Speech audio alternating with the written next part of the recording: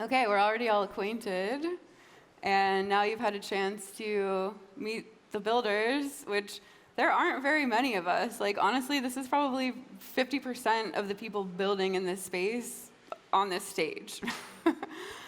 And so one of the things that we've all touched on in our talks is this aspect of privacy. And blockchain is inherently about transparency. That's like one of its core functionalities. So I'd love to hear from each of you of how, just like on the most general level, how your systems balance that in each of their own unique ways. You want to kick it off? Yeah, sure. We think privacy is absolutely essential for any information system in general. People find it hard to share their true thoughts sometimes if they can't do it privately. Online mobs are a real thing. And just generally, secret ballot voting, for example, is known to produce better outcomes. So we believe, decentralized DIDs plus zero-knowledge proofs on top of the blockchain are absolutely essential to make this work. And thankfully, I guess that infrastructure is now just matured in time. There's probably no coincidence we're all building now. I don't know about you guys, but I've been waiting a lot of this stuff to be ready. And thankfully it is now. So I think privacy on the blockchain and still getting all the transparency benefits from that. You get auditability, you can have accountability using reputation systems or markets, but still protecting people's identity when it needs to be protected. Great. I want to know more about the ZK systems Sure. In a bit, but first, let's hear the general side from Matt. Oh, okay. So I think we don't think a lot about the risk that journalists face and the risk inherent in using a byline. And I think that the great thing about blockchain tech and the leveraging of ZK proofs is that you have the opportunity to provide a person who wants to write anonymously this immutable connection to the material that they've created long term. Like if Control-X does what it's supposed to, like that anonymous byline could have, in years from now, chapters and chapters and chapters of good investigative journalism that have been done that fundamentally they're anonymous in doing so. So I think that's, and leveraging ZK proofs is critical to enable that. The other thing that I think is most interesting is that it unlocks, and I just spoke about it, a world of investigative work that could be done. People don't think like this, but you can, with ZK proofs, do polling in illiberal places. You can verify the information provided by sources, that the source is valid, that the source is true, that the source is a human, the source is not a bot. You can use ZK proofs to do those things. And I think we're appreciating this sort of longer term conversation about the maturation of ZK. It's happening now. So it's becoming viable now to implement ZK in at least the way that we've envisioned to use it. I don't think we would be able to do some of the things that we want to do absent ZK. Like, again, this thing doesn't work 5 years ago. About 100%. Because the ZK just wasn't there. Yeah. And it's now unlocking a lot of very interesting things, in my view, on the investigative side. So I love pseudonymous journalism. 20 years ago, I got my start as a writer using a pseudonym because I didn't want my mom to read my blog.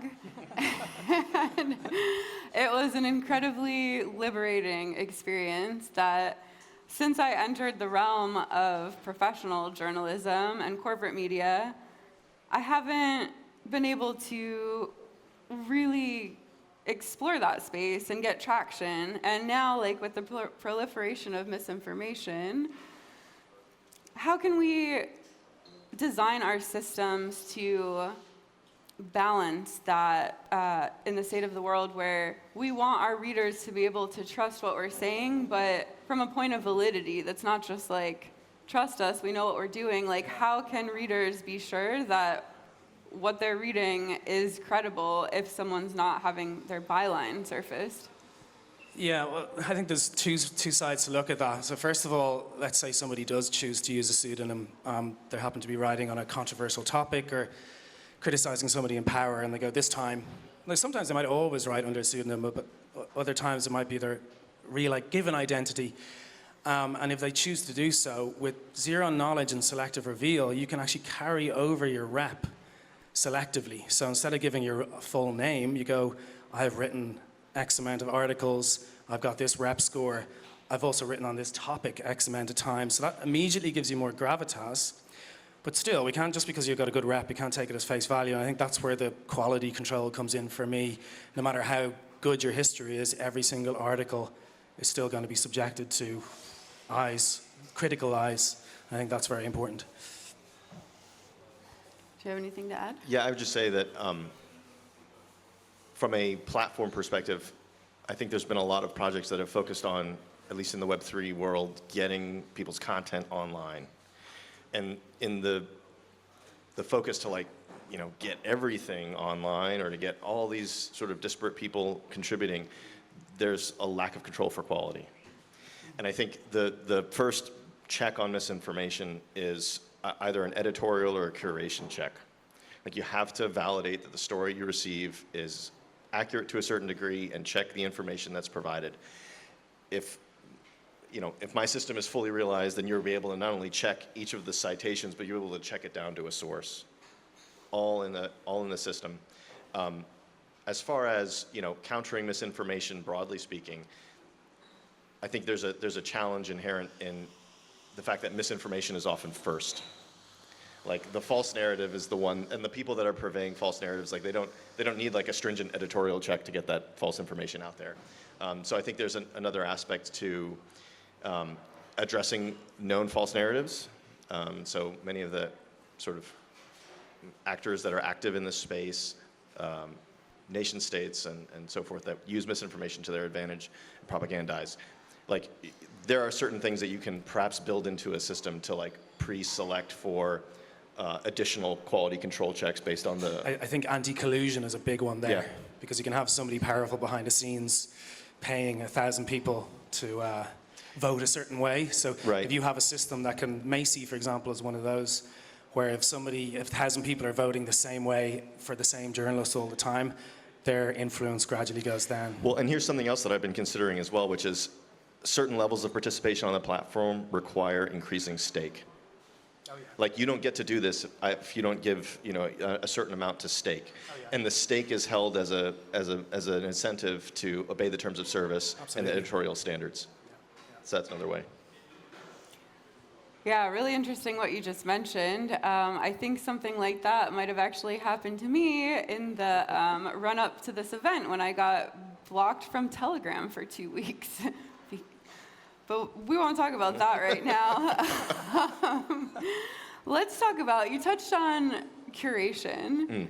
And I think there's an important distinction to make when it comes to balancing curation with claims of censorship. Yeah. Because one of the holes that Substack walked directly into was when objectionable content, literally Nazi content, was being posted on their platform, they backed up and said, whoa, we don't want to censor anyone here. So this to me is like a false equivalency. They're conflating a reasonable need for quality curation with legitimate nation-state censorship. How can we build systems into each of our products where we're making sure we can curate effectively without falling into the censorship category? I've thought about this a little bit. This might sound naive, but I was an early guy at Maker. I loved watching, at this point, they were kind of brand new organizations, DAOs, sort of make really what I saw as bank policy. I think that there's a future for a DAO that's focused on policy of a news media organization, appropriately bounded so that outcomes can be reached fairly quickly. But I think the balance is turning it over essentially to a DAO and allowing the DAO to make some subset of decisions about the content that's carried on the news media platform. That's at least We're similar, but we'll probably do it in protocol. And I've told Arikia before, this is, when I look across our entire stack, I'm pretty much happy with 95% of it, but this balance between censorship resistant, because we're cypherpunks. We're trying to build this platform that enables dissidents and authoritarian regimes to speak against their government, and to do that requires huge protections for free speech. But then, of course, there are other fundamental rights too, and one of those is privacy, and there are scenarios where someone's private life really just shouldn't be plastered all over the news, and their lives can be ruined. Also, false allegations. There are reporting restrictions in the UK and Ireland and many other places on sexual assault cases, both the victim and the alleged, for good reasons. And I think we need to think about those things, but we need to think about it in a way that's not captured, because the entire thing is like we're trying to build something that's ownerless and flat here.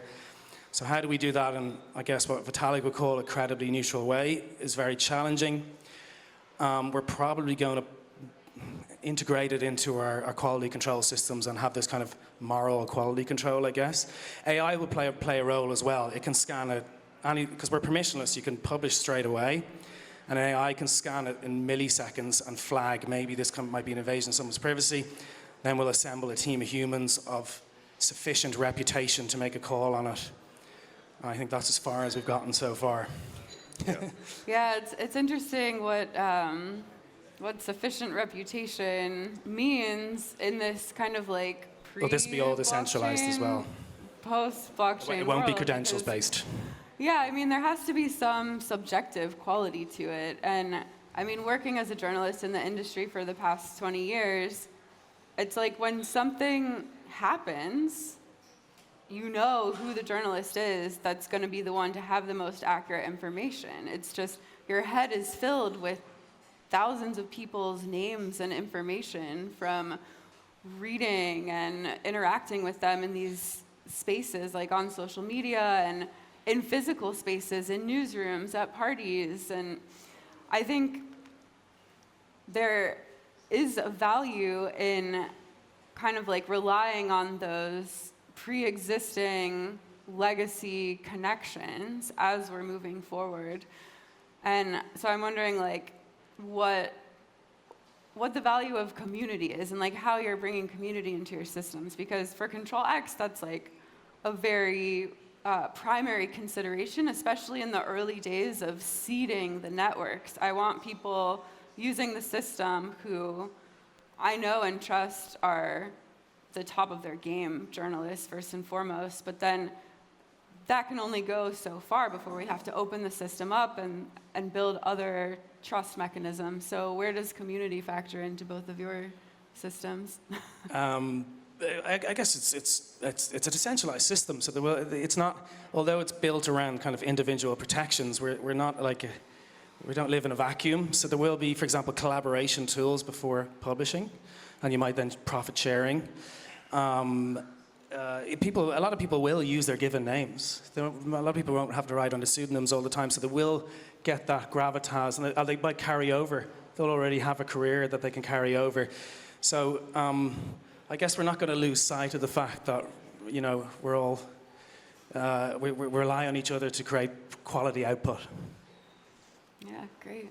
I'm just going to do a Galaxy campaign and get all the Wen token people to show. I'm just kidding. I'm kidding. I'm kidding. No, I think the media sort of approach that we're both taking, we kind of have a dual stage community problem. Because we have a journalistic community problem, which has certain interests and goals. We also have a news reading or a news consuming community problem, which has different interests, goals, and focus. So I think we've been wrestling with this kind of dual stage problem a lot. And I think, quite frankly, it's to not necessarily gate the experience, but to have specific levers by which we can reach out to both communities and then reach out to them all simultaneously if needed. And just to follow up on another point about policy, as we were discussing previous to this, talking about privacy and privacy controls and things like that. Not only is it important to sort of build those in on the front end, but like build the process on the back end to fix the inevitable mistakes that are made. Yeah. Like you've got to have a way to claw it back. Not necessarily claw it back, maybe that's not the right term, but to like perhaps overwrite a challenge. Committee on top of the committee. You've got to figure out a way. Committees all the way down.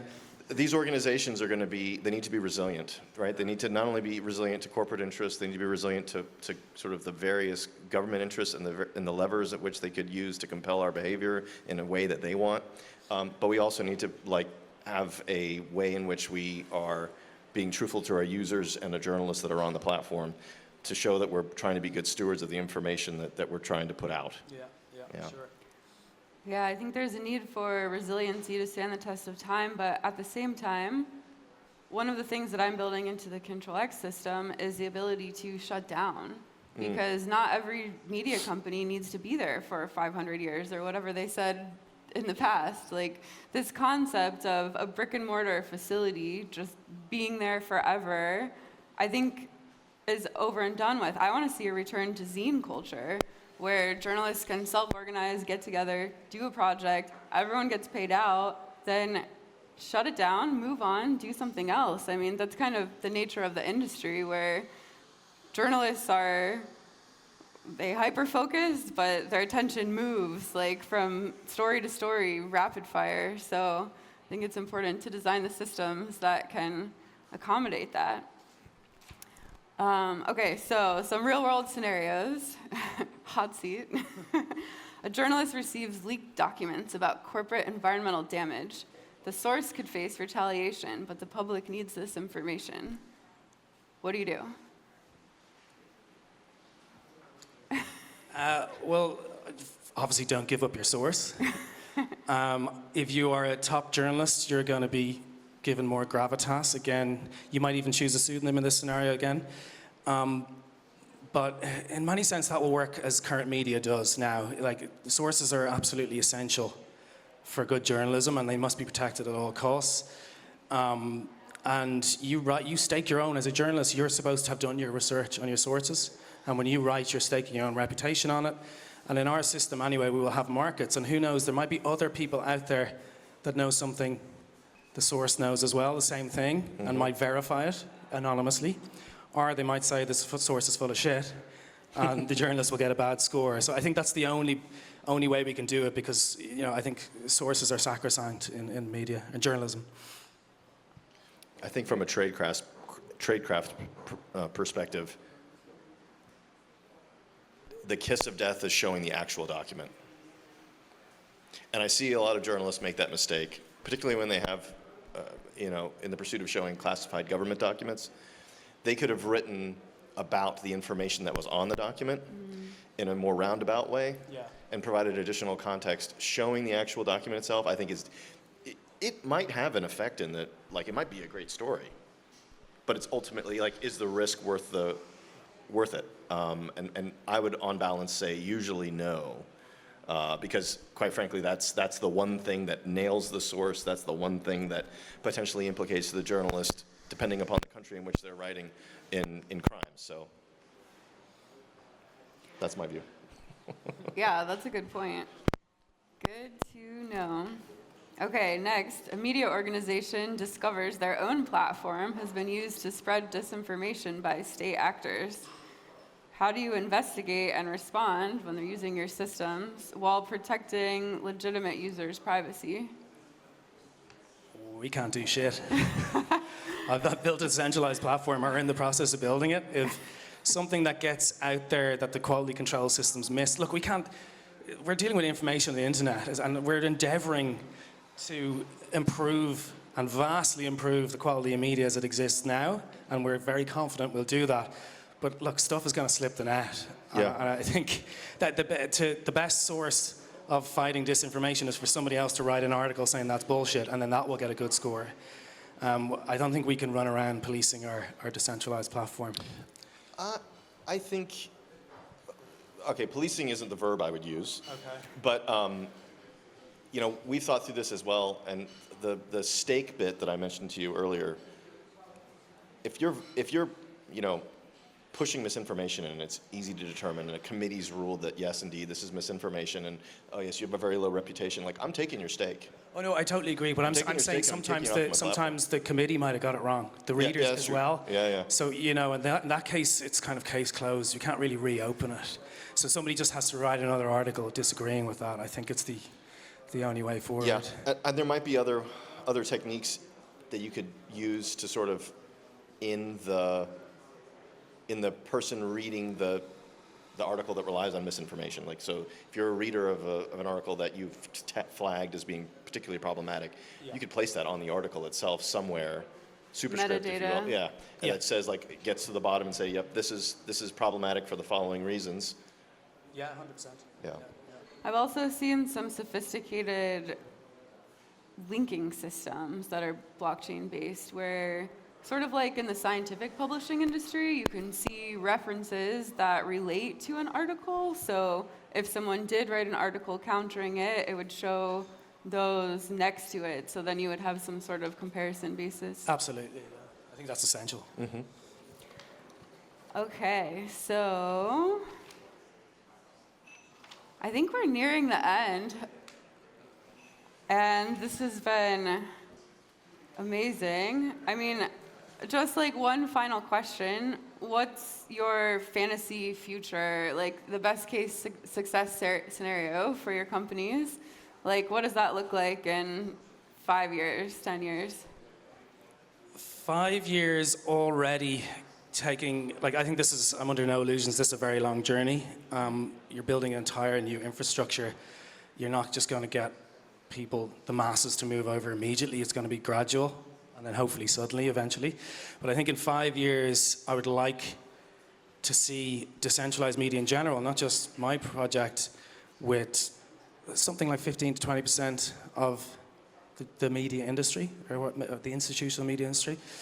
And 10 years, I think it's just going to take over. I think that's the timeline. That's my personal timeline for it anyway. So you mentioned the idea that you like things to have a sunsetting sort of. I'm building my organization like a battleship. I know I'm going to get sued.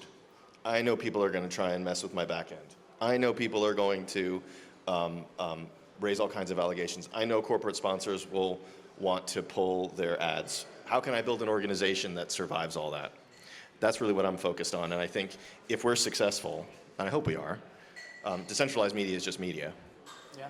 And people's expectations about what they see, you know, if I'm successful, are going to involve much more data-dense news reporting that doesn't rely necessarily and solely on human sources, which I think, you know, from an intelligence perspective, are almost always the worst. And I'd love to see, you know, I think people's skepticism about the news is in part a problem of increasing critical sort of, like, I think the news consumer, I know this is going to sound crazy, is becoming more savvy in the kinds of news that they consume and the way that they read these narratives that they're being given to them. And so I think if we've done our bit, we'll be showing the math more to news consumers. Don't just trust us because we're the news. Trust us because you see the stuff going on, and we've shown it to you very clearly. Yeah, absolutely. And I want to see the scenario where all of our protocols are talking to each other in 5 to 10 years. Absolutely. Control X is the slide from Web 2. It's like bringing everyone in, getting them like educated about Web 3. Your on-the-ground reporters are safely and securely doing their jobs. Everyone's getting paid. Ciaran's company is vetting everything and having people up the ante with their own journalist credentials, and then also getting paid more. Yeah. It's just going to be raining on journalism once again. Amen. Amen.